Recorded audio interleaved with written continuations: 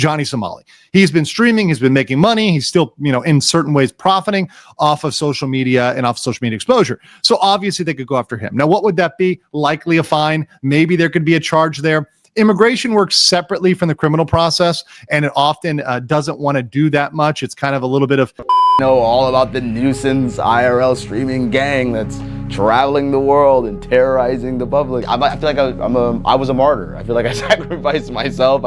Johnny Somali is once again facing new danger. Yes, this time the South Korean authorities are asking for a visa from Johnny Somali. As you might already know, Johnny Somali holds an American passport as a U.S. citizen. According to immigration rules and laws, if any American stays more than 90 days without a visa, especially for troubling purposes, then their stay can expire or become illegal. There are some opportunities for Americans, but this time the South Korean authorities are saying Johnny Somali should now face new consequences or charges because he violated South Korea's immigration law. This means Johnny Somali is now going into a new phase of trouble, while his next trial is coming up in the last week of October, which is very soon. When these new issues escalate related to the Immigration Act, just imagine how much trouble Johnny Somali is going to face. I'll give you the latest updates on that, so keep watching until the end. As I already updated you before, South Korean authorities are now looking closely at those nuisance streamers who came to South Korea and across Asia just to make money by streaming, harassing people, and violating rules, yet still don't have any kind of working visa. Normally, a streamer doesn't actually need a working visa, because they can say, we're only here for travel. But under the excuse of travel, they're actually making money without paying a single penny in taxes as foreigners. When American authorities have already raided Korean workers for tax and visa issues, now South Korean authorities also want to take action. They're saying, we're watching those streamers who claim they're only traveling but are actually making money. And right now, Johnny Somali is the main target of this crackdown. Even Legal Mindset has talked about this issue. This was such a bad incident that the U.S. diplomat to Korea had to express regret over that raid, because what happens in these instances is it's tit for tat. Korea will now look, hey, how can we crack down on Americans to get back at America, or not even saying get back. That sounds too revengeful. It's just, hey, okay, if you're going to be strict on your visas, we're going to do that too. It's equal fair treatment, right? Fair play.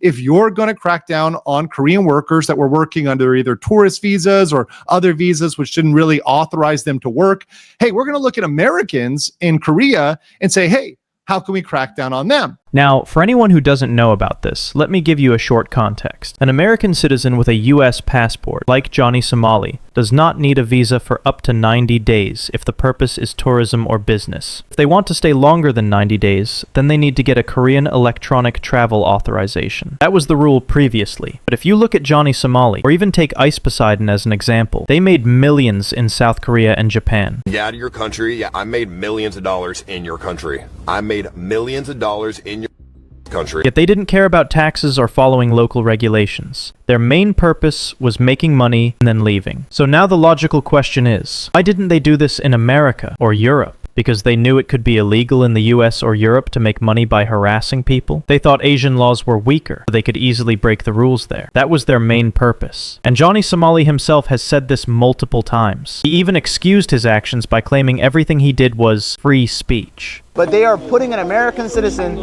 in a legal battle and not letting me fly out of this country just for my freedom of speech on a live stream and accepting donations on a live stream. It's ridiculous.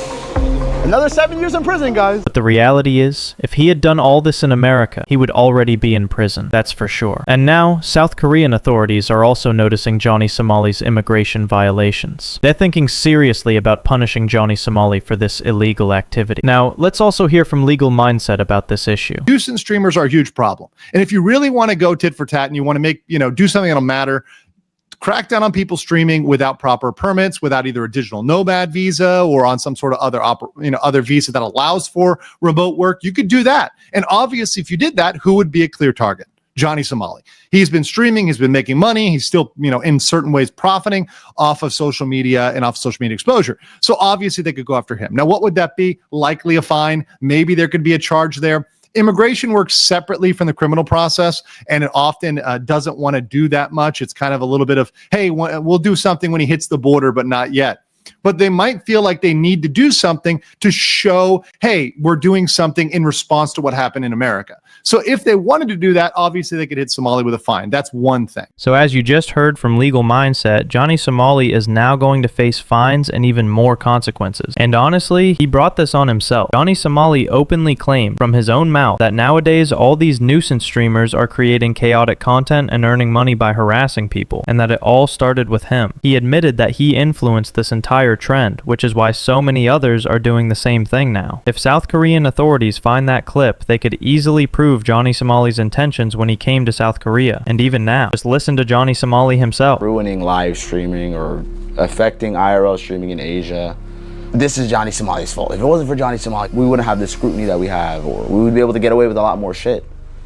So I don't know, maybe the world should be thanking me a little bit. Like now you guys know all about the nuisance IRL streaming gang that's traveling the world and terrorizing the public. I feel like I was a martyr. I feel like I sacrificed myself. I sacrificed a lot of my live streaming career. Did you hear that? Johnny Somali, through his own unfortunate actions, basically revealed that he is the main culprit behind all of this. And now the South Korean authorities are considering the visa rules for foreigners, whether they are travelers or streamers. At this point, if they need evidence to prove Johnny Somali is the main culprit, this clip alone could serve as evidence. Now you may ask, where's the proof that people are actually creating chaos, causing nuisance, and even committing crimes in Asia like Johnny Somali? Well guys, there's plenty of evidence nowadays. Just like Johnny Somali, nuisance streamers are coming into Japan, South Korea, and other countries, harassing women and local people. Here's another example, another version of Johnny Somali. His name is Kelton Live. Sources say he harassed and attacked an elderly man in Japan on a train after the Japanese man warned him to stop his nuisance streaming. Just look at the shady crimes these nuisance streamers are doing. Sí, ¿qué ha pasado?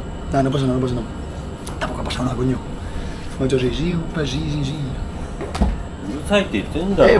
But it's okay. Che, oye, che. Date quieto ya, Dios. Arriba un poco, tío. Hey, stop, bro. Don't touch me, bro. Stop, che. Dios. Oye.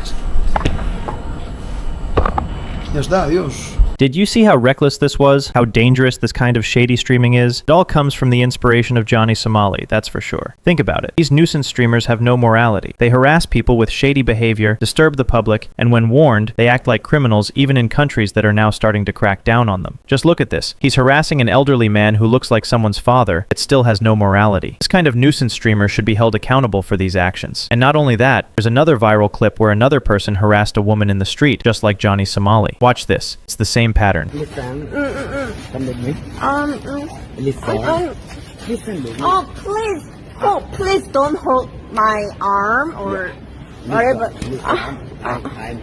I'm alone. No. It's all coming from the influence and inspiration of Johnny Somali. As Johnny Somali himself said before, nowadays all these nuisance streamers are doing the same things. Johnny Somali is actually the one who started this trend, and that's the proof. And now, if South Korean authorities dig deeper with the new Immigration Act against him, I'd say this will be a lesson for Johnny Somali. So guys, what do you think about all of this? Let me know in the comments.